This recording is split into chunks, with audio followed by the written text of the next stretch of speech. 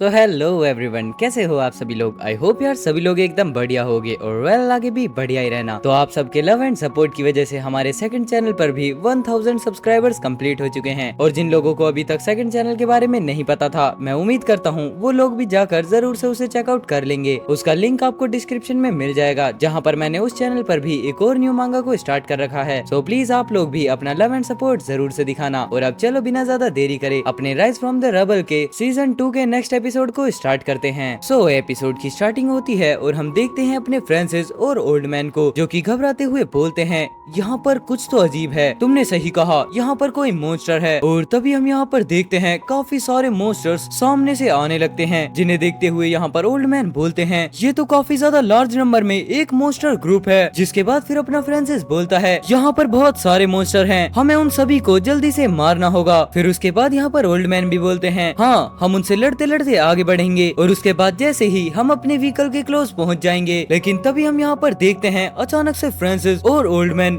दोनों ही आगे बढ़कर मॉन्स्टर्स पर अटैक करना स्टार्ट कर देते हैं। ये प्लेस तो डंजन के ज्यादा डीप में भी नहीं है, तो आखिरकार यहाँ पर सडनली इतने सारे मॉन्स्टर्स गैदर कैसे हो गए। चलो लकीली ये जितने भी मॉन्स्टर्स हैं ये सभी सी रैंक के हैं, वरना अब तक तो हम बहुत बड़ी मुसीबत में पड़ जाते। और तभी हम देखते हैं यहाँ पर योवान फ्रांसिस और ओल्ड मैन को, जो कि धीरे धीरे कर अपनी कार के काफी ज्यादा क्लोज पहुँच जाते हैं। बट तभी अचानक से यहाँ पर ग्रे एग फ्रांसिस की जैकेट से बाहर निकालकर आवाज करना स्टार्ट कर देता है। जिसके बाद यहाँ पर फ्रांसिस अलर्ट होते हुए चिल्लाकर बोलता है संभल कर, व्हीकल के ज्यादा क्लोज मत जाओ। और तभी हम देखते हैं अचानक से व्हीकल में एक विस्फोट होता है और वहाँ से निकल कर आता है एक काफी बड़ा जाइंट स्कॉर्पियन। और इसके साथ साथ वो अपनी वेनम वाली पूंछ से इन पर अटैक करने के लिए आगे बढ़ जाता है। जिसके बाद इस अटैक को देखने के बाद ओल्ड मैन बोलते हैं ये मॉन्स्टर तो काफी ज्यादा वियर्ड है, बच्चे तुम इसको प्रोटेक्ट करो, यहाँ तक कि उन्हें एक सिंगल स्क्रैच भी नहीं आनी चाहिए। और इतना बोलने के साथ यहाँ पर ओल्ड मैन स्कॉर्पियन के उस अटैक के साथ अपने अटैक को ब्लॉक कर देते हैं। बट तभी अचानक से वो घबराते हुए बोलते हैं ये पावर,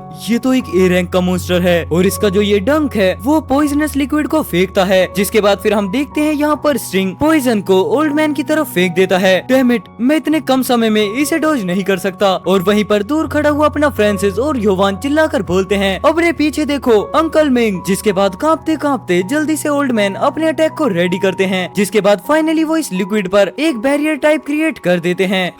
ये काफी ज्यादा क्लोज था। और फिर उसके बाद यहाँ पर ओल्ड मैन बोलते हैं तुम लोग इसके ज्यादा क्लोज मत आओ, ये एक ए रैंक का मॉन्स्टर है, तो जाओ इससे थोड़ा दूर रहो। जितना सुनने के बाद यहाँ पर योमान थोड़ी घबरा जाती है, एक ए रैंक का मॉन्स्टर। जिसके बाद फिर फ्रांसिस बोलता है एक ए रैंक का मॉन्स्टर, सच में वो जो प्रेशर मैंने फील किया था वो इस ए रैंक के मॉन्स्टर का था। लेकिन बट तभी हम देखते हैं यहाँ पर वापस से उसी स्कॉर्पियन को, जिसने अपने सामने उन छोटे छोटे स्नेक्स को भेज दिया होता है। जिसके बाद हमें बताया जाता है ये है ब्लू आर्मर विंग्ड स्कॉर्पियन। और उसके बाद ओल्ड मैन बोलते हैं ब्लू आर्मर विंग्ड स्कॉर्पियन, आखिरकार हम उससे यहाँ पर क्यों टकरा गए। जिसके बाद फिर अपना फ्रांसिस बोलता है जैसा कि डार्क स्टार की इन्फॉर्मेशन है उसके अकॉर्डिंग तो blue armour winged scorpion east के एरिया में होने चाहिए थे, बट फिर भी वो लोग यहाँ पर क्यों आए, ये थोड़ा सा परेशान करने वाला होता जा रहा है। देन उसके बाद फ्रांसिस यहाँ पर बताता है डोंगहाई डंजन में 5 एरियाज के अंदर ए रैंक के मॉन्स्टर हैं और उनमें से ब्लू आर्मर विंग्ड स्कॉर्पियन एक ऐसा स्कॉर्पियन है जिसने उस जगह पर ज्यादा अटैक किया था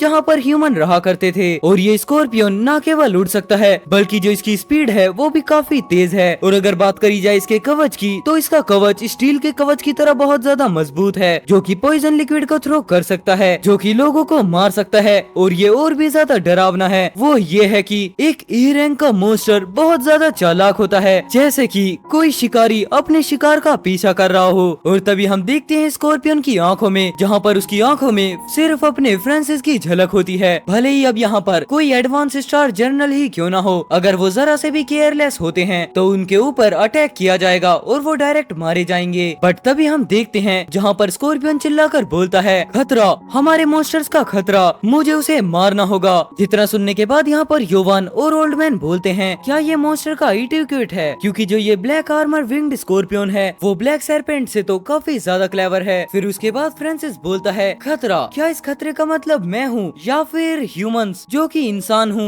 या फिर। पर तभी हम देखते हैं अचानक से यहाँ पर स्कॉर्पियन अटैक करते हुए बोलता है मारे जाओ। लेकिन तभी इस अटैक को ब्लॉक करते हुए ओल्ड मैन बोलते हैं बच्चे जल्दी से मिस को लेकर यहाँ से भागो और उन्हें प्रोटेक्ट करो। लेकिन तभी यहाँ पर स्कॉर्पियन बोलता है हे पागल ह्यूमन, तुम लोग इसमें फंस गए हो। तुम्हें क्या लगता है हम इतने टाइम से बाहर सिर्फ इसलिए इंतजार कर रहे थे ताकि जो हमारा शिकार है वो आराम से हमारे सामने से बच जाए और हम लोग कुछ भी ना कर पाएं। लेकिन तभी हम देखते हैं अचानक से जमीन नीचे से फटती है और उसके अंदर काफी सारा स्टोर वेनम अचानक से बाहर की तरफ फूट फूट कर निकलने लगता है। बट सही टाइम रहते हुए यहाँ पर सभी लोग उसे डॉज कर लेते हैं। क्या ये ब्लू स्कॉर्पियन काफी ज्यादा चालाक है, इसने पहले से ही काफी सारे डेंजरस ट्रैप्स को बिछा रखा था और अगर एक इंटरमीडिएट स्टार फॉलन वॉरियर इस टाइम पर डॉज नहीं करता तो वो जरूर से मारा जाएगा। जिसके बाद फिर ओल्ड मैन एक जगह पर खड़े होकर अपने चारों तरफ सर घुमाते हुए बोलते हैं मिस क्या वो ठीक है। लेकिन तभी यहाँ पर स्कॉर्पियन बोलता है अभी जो मैंने ट्रैप लगाया था ये कोई भी नॉर्मल बात नहीं थी जिससे कोई एडवांस स्टार जर्नल भी बच सके। लेकिन तुम तो बिल्कुल भी इंजर्ड नहीं हुए हो ह्यूमन, तुम काफी ज्यादा स्ट्रॉन्ग हो।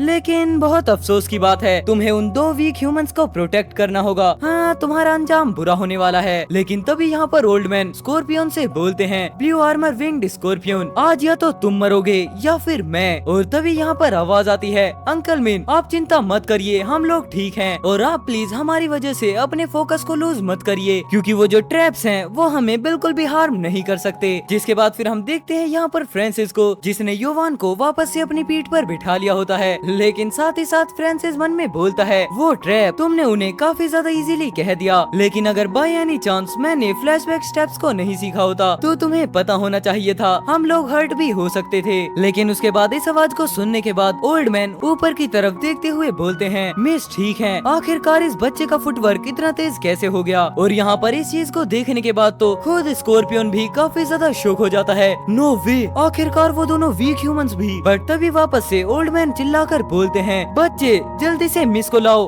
और यहाँ से निकलो क्योंकि यहाँ पर करंट सिचुएशन को देखते हुए हमें ऑपरेशन को कैंसिल कर देना चाहिए। जिसके बाद फिर अब हम लोग सीधा डार्क स्टार ऑर्गेनाइजेशन में मिलेंगे। जितना सुनने के बाद यहाँ से फ्रांसिस जाते हुए बोलता है ठीक है अंकल मिंग आप भी थोड़ा केयरफुल रहना। और तभी हम देखते हैं यहाँ पर अंकल मिन को जो कि स्कॉर्पियन के ऊपर एक काफी ज्यादा पावरफुल अटैक करते हैं जिसकी वजह से स्कॉर्पियन डायरेक्ट जाकर जमीन से काफी ज्यादा जोर से टकराता है। ये बूढ़ा आदमी मुझे रोकना चाहता है ताकि वो दोनों के दोनों ही यहाँ से एकदम सेफली निकल सकें, लेकिन इस बुड्ढे को पता होना चाहिए यहाँ पर मुझे रोकने वाला नहीं है बल्कि। और इतना बोलने के साथ यहाँ पर स्कॉर्पियन अब और भी ज्यादा गुस्से में आ जाता है वो तो मैं हूँ जो कि इन लोगों को रोक रहा था। और हम देखते हैं यहाँ पर धीरे धीरे अपने ओल्ड मैन भी जगह बनाकर निकलने का ट्राई करने लगते हैं। बट तभी उसके बाद सीन शिफ्ट होता है और हम देखते हैं योवान को जो कि फ्रांसिस से बोलती हैं फ्रांसिस तुम्हें क्या लगता है क्या अंकल मिंग खतरे में होंगे। जिसका जवाब देते हुए अपना फ्रांसिस बोलता है चिंता मत करो अंकल मिंग बिल्कुल ठीक होंगे, लेकिन ये जो ब्लू स्कॉर्पियन है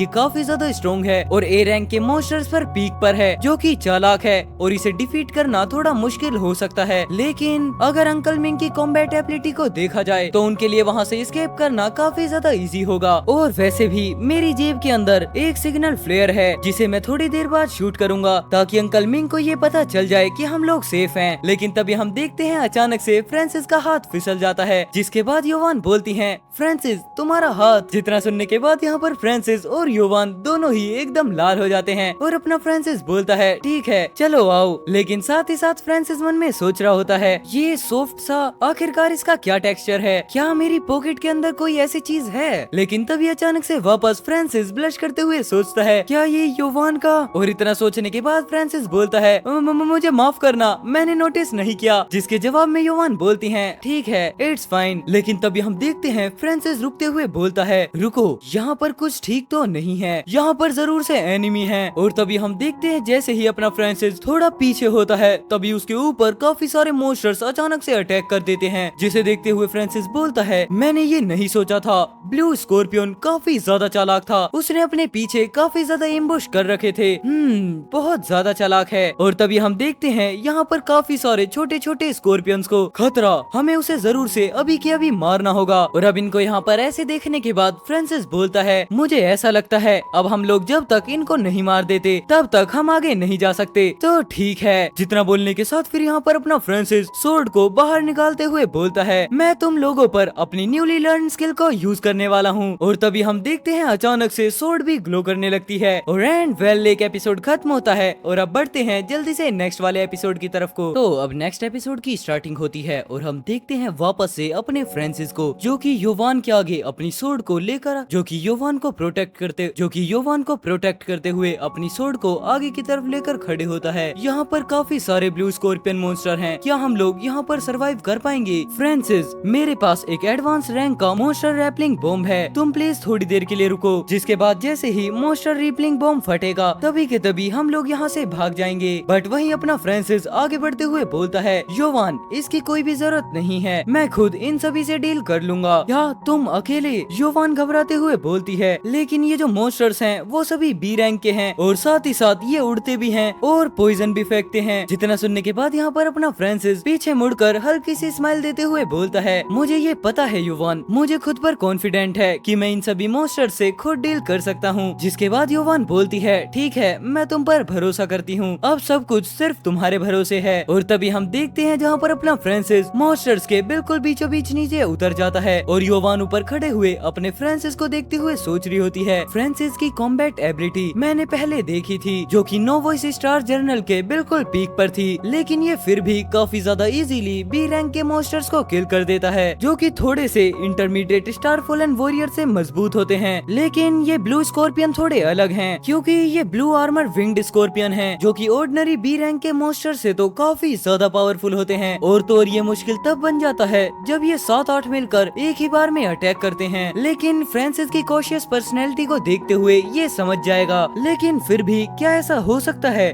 कि फ्रांसिस के पास भी ट्रम्प कार्ड्स हों? बट कोई बात नहीं, मैं फिर भी उस पर बिलीव करना ही पसंद करूंगी। और वहीं पर हम देखते हैं फ्रांसिस को, जो कि अब काफी ज्यादा स्पीड में बहुत सारे मॉन्स्टर्स पर लगातार अटैक करना स्टार्ट रखता है। तुम लोग सिर्फ वहाँ पर खड़े रहने की हिम्मत करते हो, लेकिन अटैक करने की हिम्मत नहीं, आखिरकार क्यों? ये तो बिल्कुल अजीब लोगों का एक ग्रुप है, जहाँ पर हम देखते हैं काफी सारे स्कॉर्पियंस को, लेकिन लगातार उन सभी स्कॉर्पियंस पर अटैक होना स्टार्ट होता है। बट तभी यहाँ पर फ्रांसिस किसी चीज को देखकर थोड़ा शॉक होता है और हम देखते हैं स्कॉर्पियंस हवा में उड़ना स्टार्ट कर देते हैं, जिन्हें देखने के बाद फ्रांसिस बोलता है, बढ़िया, मैं भी इस चेंज फुटवर्क की पावर को वेरीफाई करना चाहता था। और तभी हम देखते हैं जैसे ही सभी के सभी स्कॉर्पियंस एक ही बार में अपने फ्रांसिस पर अटैक करते हैं, लेकिन तुरंत ही अपना फ्रांसिस वहाँ से गायब हो जाता है और फुटवर्क्स का यूज कर डायरेक्ट उनके पीछे आ जाता है। जिसके बाद हमें देखने के लिए मिलता है एक पावरफुल स्लैश, और इस वजह से सारे स्कॉर्पियंस थोड़े शॉक हो जाते हैं। जहाँ पर साइड में खड़ी होती है योवान। क्या ये काफी ज्यादा फास्ट था और उसने एक बी रैंक के मॉन्स्टर को मार डाला, लेकिन यहाँ पर मैं खुद भी फ्रांसिस के फुटवर्क्स को ज्यादा अच्छे से नहीं देख पा रही हूँ। ये तो लेकिन तभी सीन शिफ्ट होता है और हम देखते हैं फ्रांसिस को, जो कि अपने फ्लैशबैक स्टेप्स का यूज करते हुए मन में सोचता है, मैंने ये बिल्कुल भी नहीं सोचा था, एक बिगिनर स्टेज के फ्लैशबैक स्टेप्स मुझे इजीली ब्लू स्कॉर्पियन मॉन्स्टर्स के अटैक को डॉज करने में मदद कर सकते हैं, जैसा कि वॉर गॉड रैंक के फुटवर्क से मैंने एक्सपेक्ट किया था। जिसके बाद फिर हम देखते हैं यहाँ पर एक पर्सन को, जो कि एक जायंट मॉन्स्टर के सामने खड़े होता है और फ्रांसिस बताता है, मुझे ये जानकर अब बिल्कुल भी हैरानी नहीं है, वॉर गॉड बीशी मॉन्स्टर्स के ग्रुप का सामना करते हुए उस एरिया में एंटर कर गए थे जब तक कि वो थक कर नहीं मारे गए। लेकिन मेरी करंट कॉम्बैट एबिलिटी के साथ और फ्लैशबैक स्टेप्स के साथ एक ए रैंक के मॉन्स्टर से नीचे के मॉन्स्टर्स मेरे लिए ज्यादा बड़ा ट्रेवल नहीं है। और तभी वापस से हम देखते हैं यहाँ पर योवान को, जो कि फ्रांसिस को देखकर बोलती है, फ्रांसिस, उसने अपने अंदर काफी ज्यादा जल्दी इंप्रूव कर लिया है और इंटरमीडिएट स्टार फॉलन वॉरियर्स के बीच ये एबिलिटी पहले ही काफी ऊपर मानी जाती है। फ्रांसिस सच में एक ट्रू जीनियस है और शायद से वो तो मेरे ग्रैंडपा के जैसा है, जो कि खुद एक वॉर गॉड रैंक हंटर बन सकता है। लेकिन उस टाइम पर मैंने ये सोचा था कि वहाँ पर फ्रांसिस ने अपनी ट्रू पावर को छुपा रखा था, लेकिन शायद से उसने एबिलिटी को नहीं छुपाया था, बल्कि उसने काफी जल्दी इंप्रूव किया था और अब भी वो हर सेकंड खुद को इंप्रूव करता रहता है। लेकिन तभी हम देखते हैं अचानक से एक काफी ज्यादा जोर से आवाज आती है, योवान जरा संभल कर। जिसके बाद योवान जैसे ही पीछे पलट कर देखती है, वो देखती है उसके ऊपर एक स्कॉर्पियन ने अपने पॉइजनस वाली स्ट्रिंग से अटैक कर दिया होता है। डैम इट, मैं थोड़ी सी केयरलेस हो गई थी। लेकिन वहीं पर हम वापस से देखते हैं फ्रांसिस को, जो कि उसी स्कॉर्पियन पर अटैक करते हुए बोलता है, तुमने क्या सोचा था? क्या तुम्हारा ये स्नीक अटैक हमारे ऊपर काम करेगा? और यहाँ पर इतना बोलते हुए अपना फ्रांसिस काफी ज्यादा डेविल लुक देता है और तभी उसके बाद फाइनली वो स्कॉर्पियन मॉन्स्टर को बिल्कुल बीच से काट देता है। जिसके बाद नोटिफिकेशन आता है, तुमने एक बी रैंक के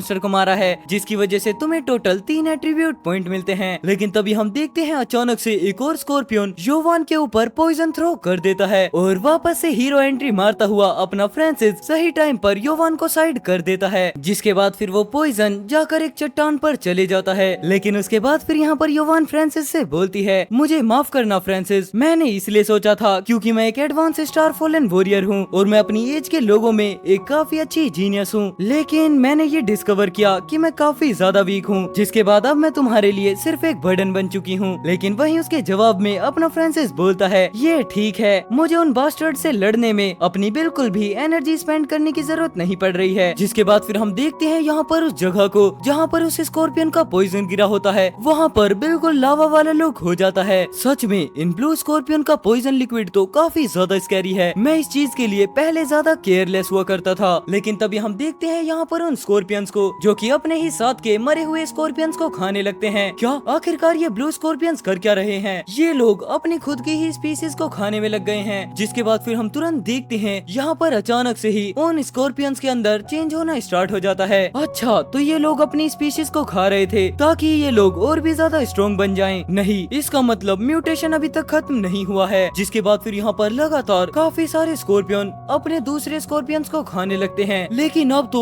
ये लोग एक दूसरे को ही मारने लग गए हैं। और फिर थोड़ी देर बाद हम यहाँ पर देखते हैं एक पावरफुल मॉन्स्टर को जो कि इवॉल्व होकर एक बी रैंक का किंग मॉन्स्टर बन चुका है, जिसका नाम होता है ब्लू आर्मर स्कॉर्पियन। और अब उसे देखने के बाद यहाँ पर योवान बोलती है, ये तो, लेकिन तुरंत बाद हम देखते हैं यहाँ पर स्कॉर्पियन को जो कि एक अटैक को चार्ज करना स्टार्ट कर देता है और उसके तुरंत बाद वो अपने लिक्विड को एक छोटी छोटी कैप्सूल टाइप में थ्रो कर देता है। नहीं, ये सभी बहुत ज्यादा हैं। जिसके बाद जैसे जैसे धीरे धीरे वहाँ से धुआं हटता है, स्कॉर्पियन देखता है कि अपना फ्रांसिस वहाँ से गायब हो चुका है, जिसे देखने के बाद यहाँ पर स्कॉर्पियन को काफी ज्यादा गुस्सा आने लगता है। लेकिन तभी हम यहाँ पर देखते हैं एक सबवे को, जिसके बाद हमें पता चलता है यहाँ पर योवान और फ्रांसिस आकर छुप चुके हैं। जिसके बाद फ्रांसिस बोलता है, चलो लकीली ट्रेन स्टेशन का एलाइज अभी तक खुला हुआ है। और उसके बाद यहाँ पर योवान बोलती है, इस म्यूटेटेड ब्लू स्कॉर्पियन की कॉम्बैट एबिलिटी इसकी सेम स्पीशीज से काफी ज्यादा बढ़ चुकी है और इसने यहाँ पर बी रैंक के बाद डायरेक्ट किंग रैंक को अचीव कर लिया है। और उसके बाद फिर यहाँ पर फ्रांसिस बताता है, नहीं, ये उस लिक्विड पॉइजन का अटैक था जिसके अंदर अब बहुत ज्यादा कवरेज है, जिसके बाद अब वो उन्हें आसमान से गिरा सकता है। एक बी रैंक का किंग मॉन्स्टर जो कि उड़ता है, उससे डील करना थोड़ा मुश्किल हो सकता है। डैम इट, इस बास्टर्ड्स की आईसाइट काफी ज्यादा अच्छी हो चुकी है सिर्फ म्यूटेशन होने के बाद। जिसके बाद फिर हम देखते हैं यहाँ पर स्कॉर्पियन को जो कि वापस से अटैक चार्ज करना स्टार्ट कर देता है। हम इस उड़ने वाले मॉन्स्टर से